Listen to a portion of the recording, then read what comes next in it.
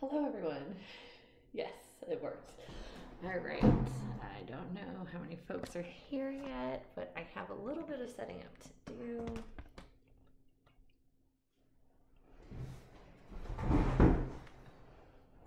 Okay.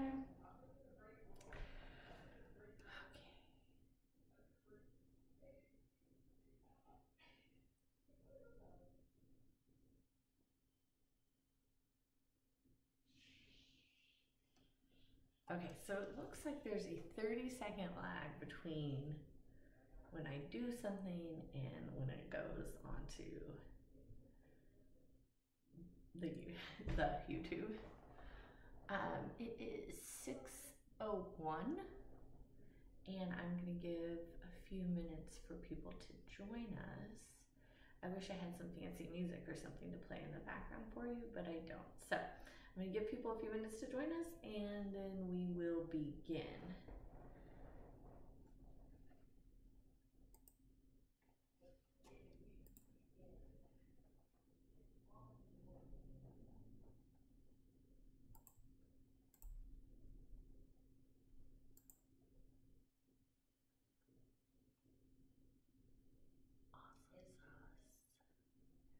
Okay, so if you just joined us, we are getting ready to, we are giving it a few minutes before we start the actual presentation so that people who are joining us have some time to get in and make sure technical stuff works. I hope this is working. I am going to record, and I'll start now.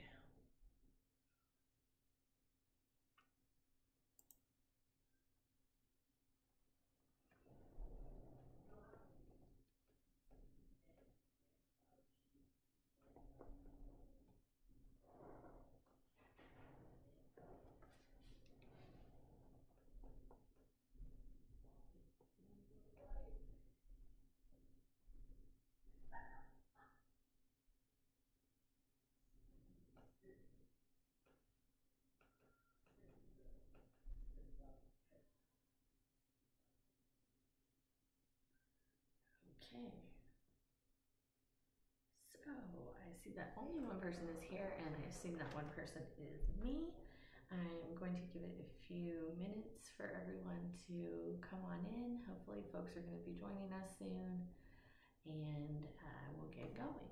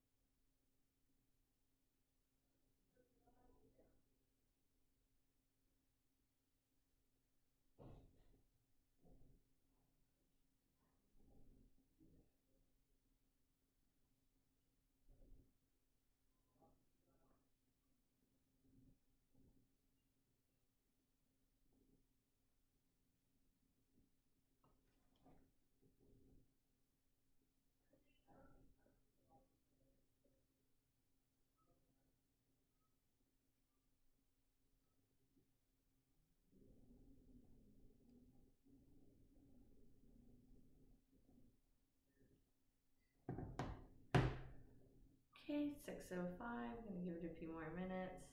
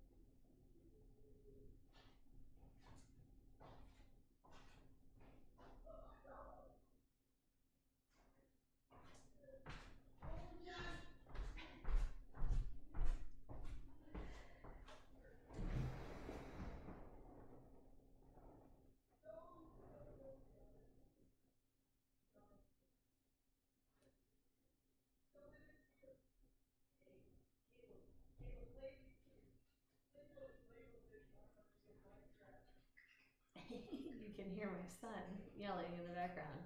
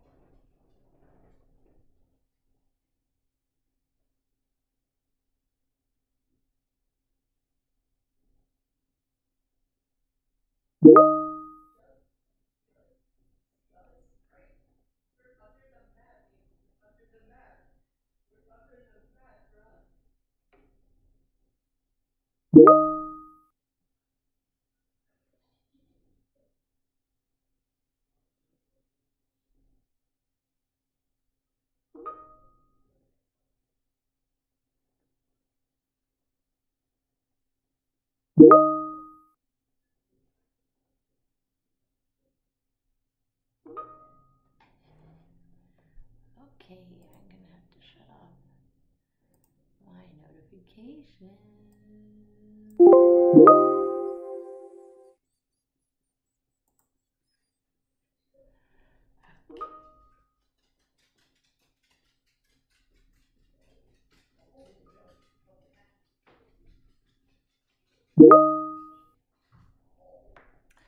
Okay, I think I see some other folks on. Give us a few minutes while we let people enter. Just give us a few minutes.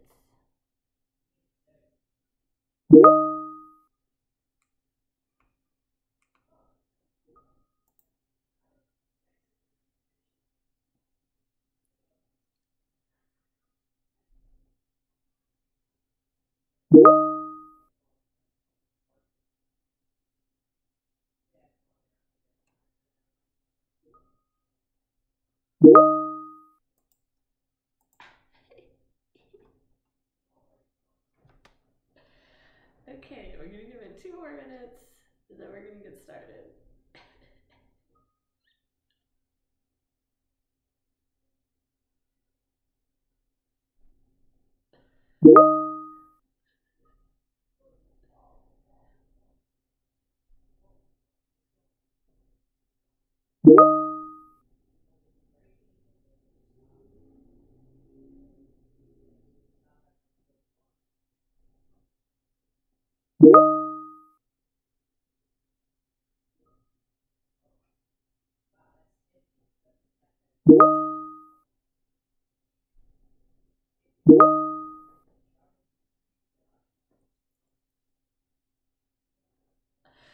Okay.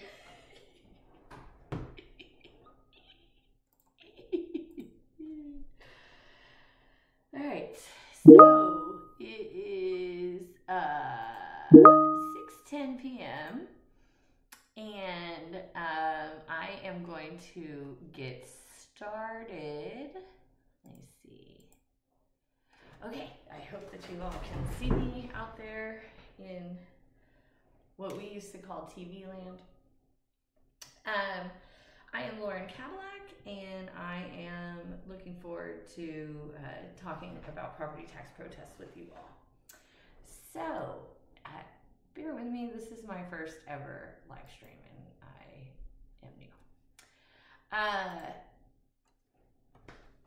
Cadillac law, I started in 2013 for property tax protests. Specifically, this topic is why I started the firm.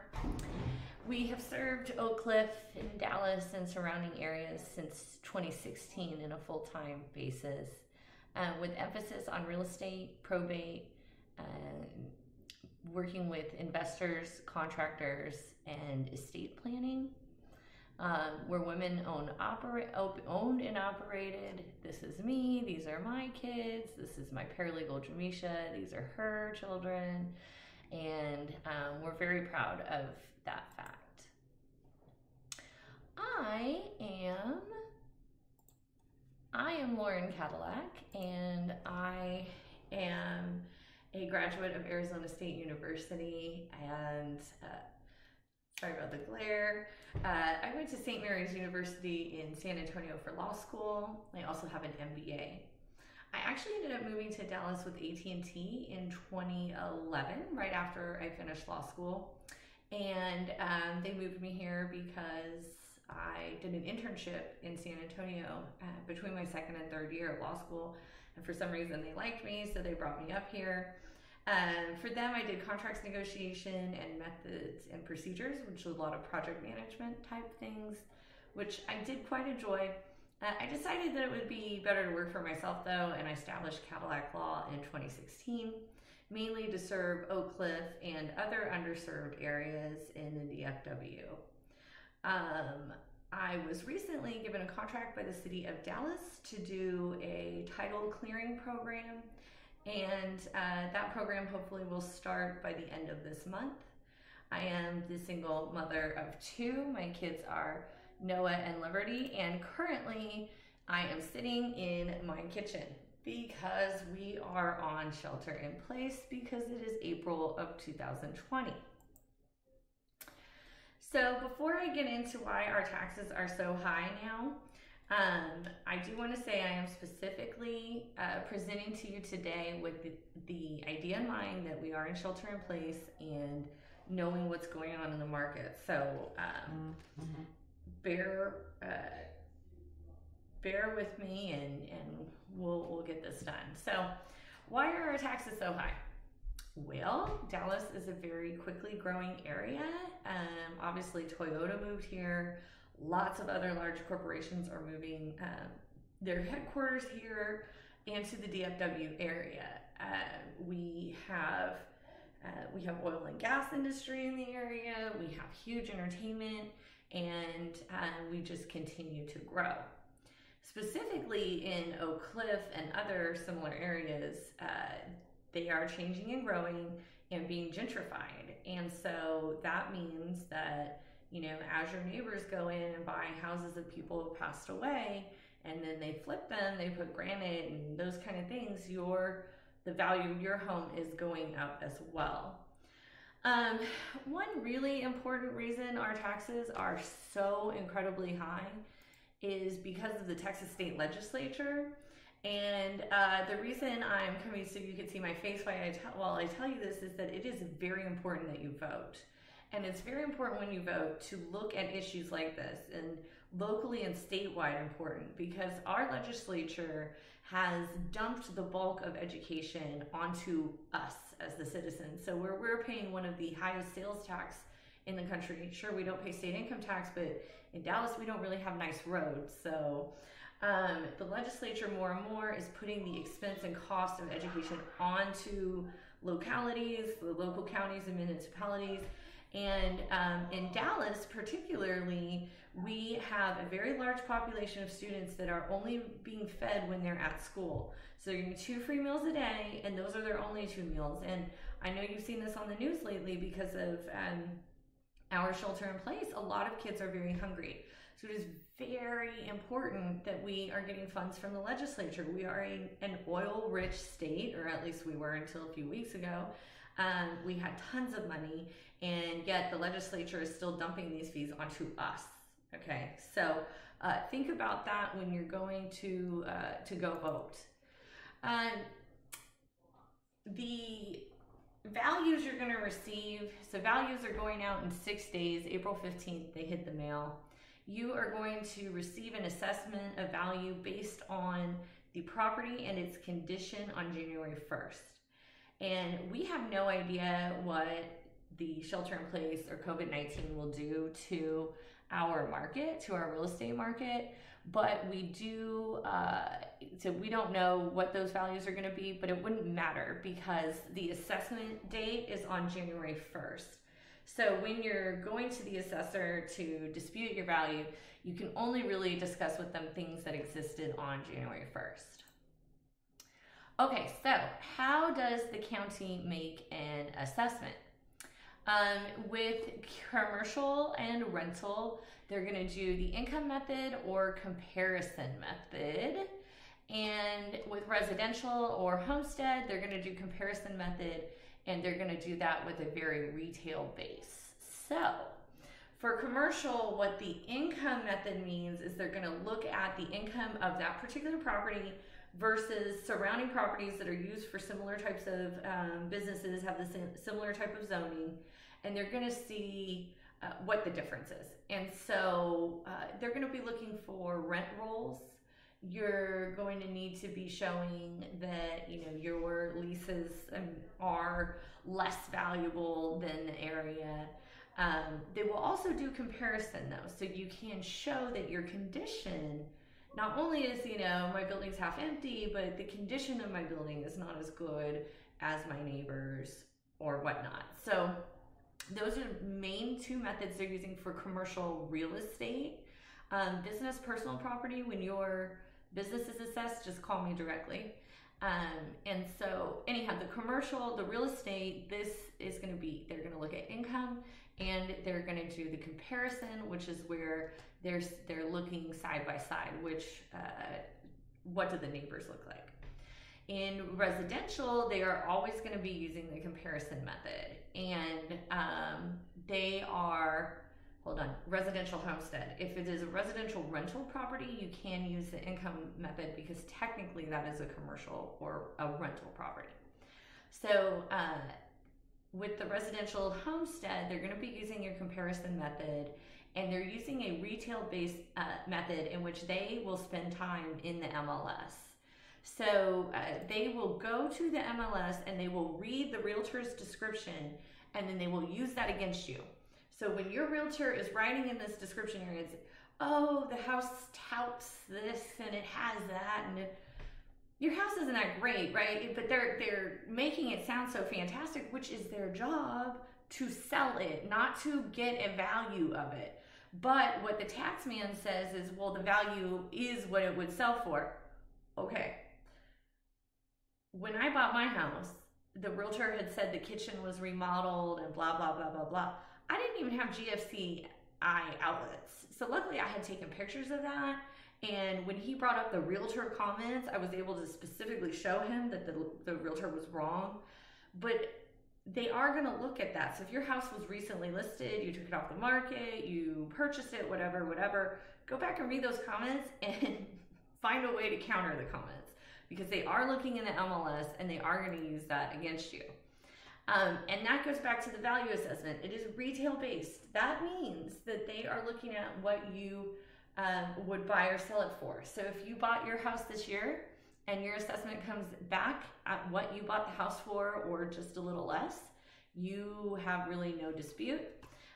If the assessment comes back at more than what you bought the house for, that is when you can go in and dispute the value. Okay, so what about homestead and homestead exemption and 65 plus? Well, my grandma was 65 and she didn't pay any taxes. Well, I'm going to tell you how these work. So your homestead exemption, you can only claim the homestead in terms of the tax, whatever, protection you want to call it. You can only claim that homestead if you were living in the property on January 1st. So myself, you're in the kitchen of my house right now. This house, when I bought it, I was supposed to close on like December 15th. They found out one of the owners was in prison, blah, blah, blah, blah, blah. I closed January 13th. I don't get homestead that whole year. Ooh, I was mad. But there's nothing you can do about it. So if you purchase the home after January 1st, you cannot get a homestead exemption, which actually makes sense if you understand what the homestead exemption is. The homestead exemption is a cap on the value. So if the value comes in at $100,000 this year, next year, if it's $200,000, now the value is doubled, that's 50%. I can only be assessed up to $110,000, 10% more. The issue though is when I am capped at 110, but the value bounced up to 200, if I don't go try to deflate the value, next year it's going to be 220 that I can pay taxes because my 10% cap is on the value from the year before. Cute, huh? Tricky, tricky. So that's why it's important to dispute the value, because the closer you can get that 200,000 down to the 110, what you're actually paying, the less you have to pay next year. So that is how your homestead cap works, and that is mainly how your homestead exemption works. Homestead also means stuff as it pertains to lawsuits, but we're not going to get into that today. So it doesn't stop the value from rising, it just stops you having to pay for the whole value. You go in 10% increments, but it's not really 10% increments because they're going from the year before. So it's 10% from whatever you got the value at the year before. The 65 plus exemption is awesome. However, all it does is locks you in to the value. I said rate, it should say value, when you turn 65. So if you turn 65 in this super up market and the property was assessed at 300,000 and we come out and it turns out the market goes down a little bit, it's not going to help you this year because January 1st is when they're assessing from. But next year, you can still go dispute the value. So I've had, you can lower the value after 65. I've had people at the CAD trying to talk clients that, oh, well, she's 65, she has the exemption. Okay, her house is worth less than the value you've locked her at. That it's a cap, it's a top value. So if you turn 65 in an up market and the value's up here and then the market goes down, you have every right to go have the value reassessed to go down. Just because it's locked doesn't mean it's locked. Now, if it's locked way down here, don't even talk to them, keep it nice and low. 65 does not take away your taxes. The only reason there were a lot of people for quite a while who were not paying taxes after they turned 65 is because they lived in properties that really weren't worth anything the day they turned 65. So that is how your homestead and your 65 plus work. There are disabled exemptions and all other types of exemptions, but I only discuss these two because these two affect the most people. So what can I do to stop the bleeding in this situation? I as you. First and foremost, you want to go for exemptions. Expand your education on as many exemptions, find out what applies to you, and go for it. Make sure that if there is any exemption that you can take, homestead, 65, veteran, disabled veteran, wife of a whatever is available, you make sure you're taking it, okay? That will help you greatly, particularly over time. So you want to make sure any exemption that's available to you, you are using.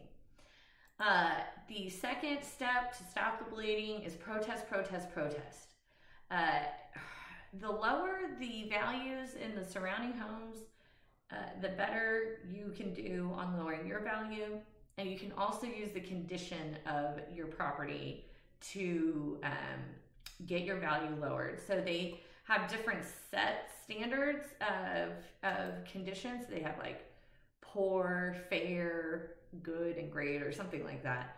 And your goal is to get them to think that you live in really poor substandard housing. That if you were a landlord of this house, you would be in jail. That's the goal. So that you can get a lot knocked off if you can get the condition bopped down. And so a lot of people, that's where you're going to see your value go down, particularly when you have surrounding homes that have been flipped and sold at a higher price, etc., etc. So the more neighbors you can get to protest, the better off you'll be. And the final step you can do is hire a professional. If you, I try to tell people when you leave this session, you should be able to go do your own property protest, your own protest with an informal meeting. And then you can come to me if you weren't satisfied with what you got value-wise on that informal meeting, call me and you can hire me. Now, a lot of folks are like, Lauren, I don't even want to deal with it. You do the whole thing. that is fine too. I am here to help, okay? I am a professional. I do these every year. The first year I did them was in 2010. I was in law school. I owned my own home, and I went and protested, and I got 5,000 knocked off the value. So I knew I'd be a great lawyer. So my point is, you need to try your hardest to get the value lowered, and if you can't get a value you want, you need to hire a law firm. I am telling you, I have clients who will tell you that they have saved more than they've paid me. I have had clients who have hired me once and they saved so much money and the value has stayed so low that they haven't had to hire me again. I love that. So, because it means I'm winning. So, I'm going to give you an example of a presentation that I would give to someone at DCAD, one of the appraisers, maybe the appraisal board, whoever I'm in front of, to discuss a particular residence. We are going to pretend this is my house. This is basically the cover sheet. Now, I suggest that you always come in with a proposed value. I have found that if I go in and I tell them, hey, I think the value is this, they're going to come a lot closer to what I suggested. So I suggest you come in with a number. I also believe in negotiations. So I usually come in like super low. So whatever number I have, it might be a little ridiculous, but it is super low because I want to leave room for negotiating. I like to negotiate. Okay, so I'll get you back over here. Here we go. So this is an example. I like to start with a picture of the front of the house. Luckily on this place, there were missing shingles. Or can we see these? Yes. These missing shingles, and so I make this note. Note the missing shingles. Sometimes I'll put the picture and then when I go back, if I don't write what it is, it's like playing Where's Waldo? So I put it there, and that way the DCAD, whoever I'm working with, doesn't have to play Where's Waldo either. So, I mean, this isn't a horrible shingle missing issue, but hey, every little thing counts. So here we have an oven that is not regulating temperature. Now, obviously, when I show you this picture of this oven that is not regulating the temperature, you guys can't tell that it's not regulating temperature. But I'm telling you this, if you provide a picture, they believe you. If you don't have a picture, they don't believe you. I have no idea. I had one client once who I could only get pictures on the outside. I could never actually get into the house. I think there was like a hoarding issue, which I think would have done really good in the pictures, but I couldn't get the pictures, so I didn't get nearly the reduction I could have gotten. So my point is, if it's an internal break that we can't see with our eyes, that's fine. Still bring a picture and make sure you note that. So here we've got this oven. It's not regulating temperature. Ugh, that's terrible. Here's a picture of it. And then I can, of course, give my testimony as to how my oven is not working. Oh, wait, is that a cabinet? Oh, a drawer is missing. I need to put a big circle around that one. Okay, dishwasher missing plate, does not wash dishes. Okay, so there you can see the plate is at bottom. Again, this is an appliance that is not functioning, but you can't tell just with your eyeballs that it's messed up. So just make a note, take a picture. Again, if it's broken, have a picture. Okay, here we've got front door damage and needs repairs. So you see, I just took a picture of the front door damage that needs repairs. Now, I suggest, since we are all just sitting here staring at the insides of our house right now, that we take our trusty cell phones and we take pictures. You see this door right here? Yes, you do. Ooh, it's so backwards. Okay. When I was setting up for this video, I realized that this part of the door is completely broken in the middle, and then look, they don't close. And then do you see that? Yes, the paint is chipped. So what did I do? I took a picture. That is going in my presentation on my house this year. You are sitting at home doing nothing. Take that time. You're getting familiar with the cracks anyhow. Just take pictures of them. Pictures, pictures, pictures, okay? So here I would go in, the final slide. Now, I didn't include it in the example presentation, but I do like, if there is a sex offender nearby, I'd like to take a map screenshot and put that on there and especially if there's a lot, you know, and then show them, you know, sex offenders. It does affect the value. It absolutely affects the value. And so I like to take that map image because it shows the value effect. Like, I'm surrounded. Last year I had a neighbor that had a sex offender 3 doors down. I can't sell this house to a family. So, you know, we're using that type of information to our benefit as well. Everyone that hires me, I do a search on sex offenders and I put that map in. I also do something like this only when it benefits my client, okay? So in this scenario, my client is this Bryn Mawr, and they're paying $430 square feet where their neighbors are paying $290 and $282 a square foot. Those kind of comps are great.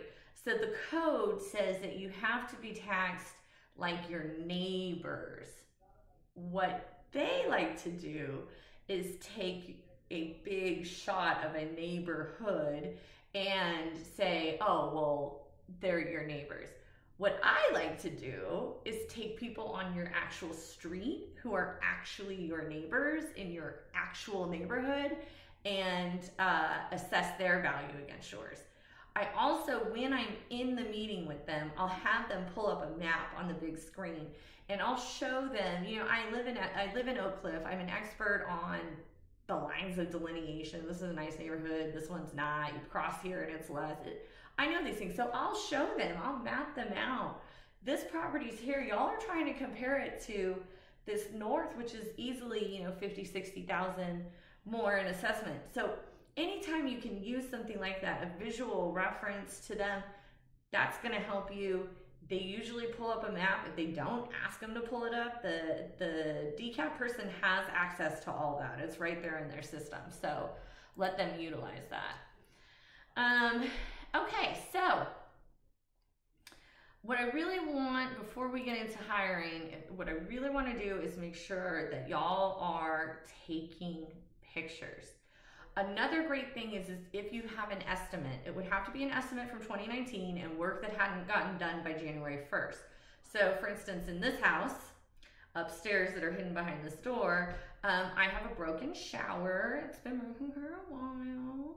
And so I'm gonna take a picture of it, and then I have like this estimate to fix it, which is like $18,000. So that just comes right off the top. Whatever value they said, woo, woo, we're just gonna cut that off. If you have a roofing estimate, if you have anything, as long as the damage existed. So with the roof scenario, if you had a hailstorm at the end of last year, as long as you had, and then you got your estimate in the beginning of next year, you know, you didn't have time, whatever. So you got the estimate in January of 2020. As long as that damage existed there on January 1st, it doesn't matter when you have the estimate done. So if you have something damaged right now that has been damaged since December 31st, 2019, I'm gonna call someone and get an estimate on it, right? And then use that as a part of the valuation. And they'll knock your estimate right off the top. There's no arguments. This costs $18,000. You got to take that value off. Nobody's going to buy this house without fixing that. So those are the type of arguments you're making. I like estimates and I like pictures. In pictures, I like mold. I like cracks. I like things that are not functioning. Anything that could allude to a foundation issue. I love alluding to foundation issues. Plumbing. I like old electric. You're sitting in your house seeing everything that's wrong with it. You know what I'm talking about. Just take pictures. All right, so when you're ready to hire Cadillac Law, and you give us a call, whatever, email, you can fax me, but I don't actually like the fax because it's 2020. But you let us know. We're gonna send you some forms and you're gonna sign those and send them back to us along with the payment.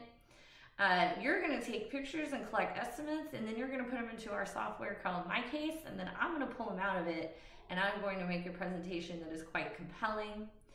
If you have any specific issues that you can bring up that would really kind of help the board, or if you know, I had some clients with a land issue, and they knew that 25% of the land was unusable.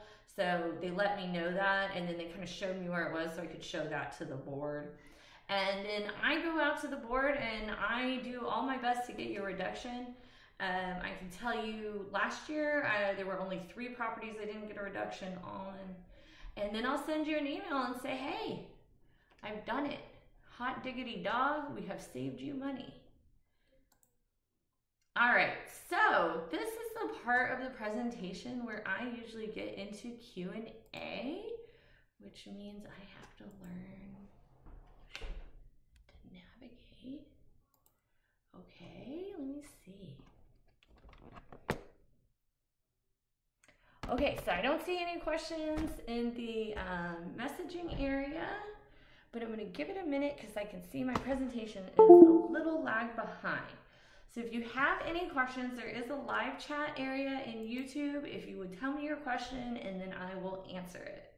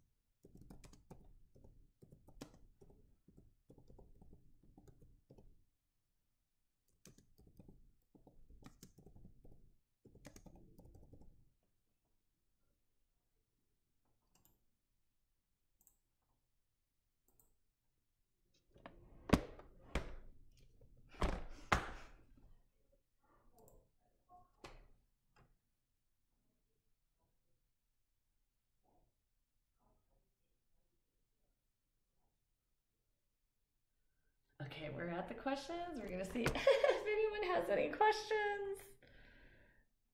And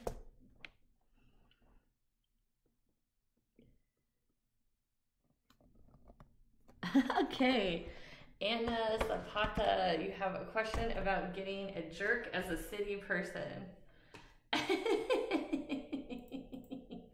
Okay, so that is a wonderful, very good question. I'm laughing because one time I went in and the girl who worked for DCAD, I called her the government, and she was like, I am not the government. And I laughed because she is the government. So how do I deal with it? It depends on the result.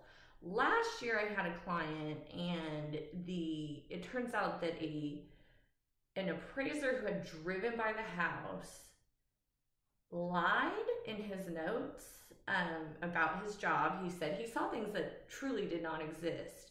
And while he was on the property, my client called 911. So we lost at the ARB board at the DCAD level. And I told my client why, and he was sick to death.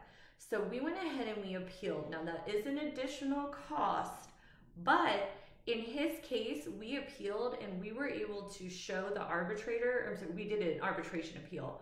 We showed the arbitrator that the value was lower and that this guy had lied, and I got to actually have my client testify to that arbitrator. And we ended up getting our value, which means that DCAD had to pay my client back for his fee for mediation. I love that. I love winning.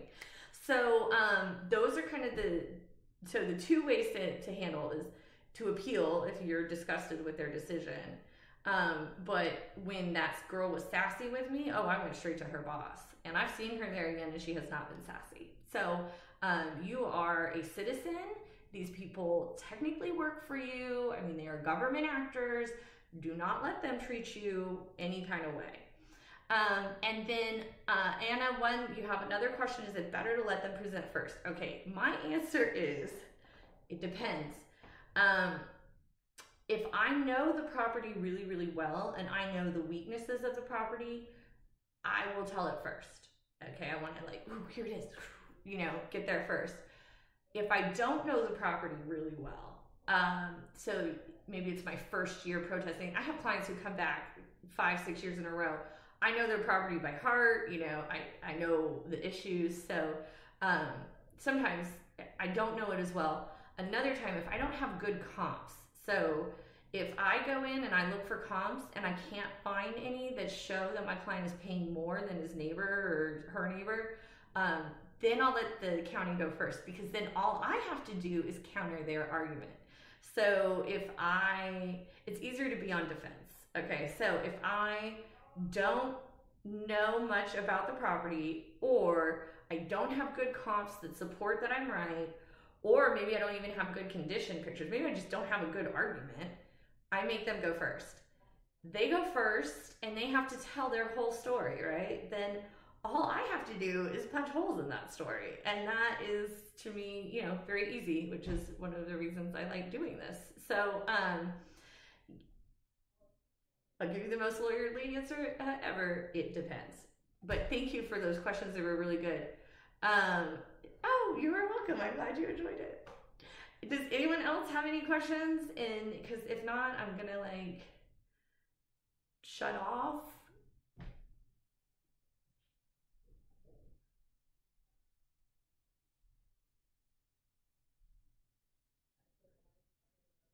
Okay, I'm not seeing any more questions, so I'm gonna let everyone go home. Oh wait, you are home. Sorry, I forgot. Thank you for attending, and I hope you enjoyed this. I hope it was informational. I hope you've learned something, and I hope you send your friends to the next one. Thank you guys. Have a wonderful evening.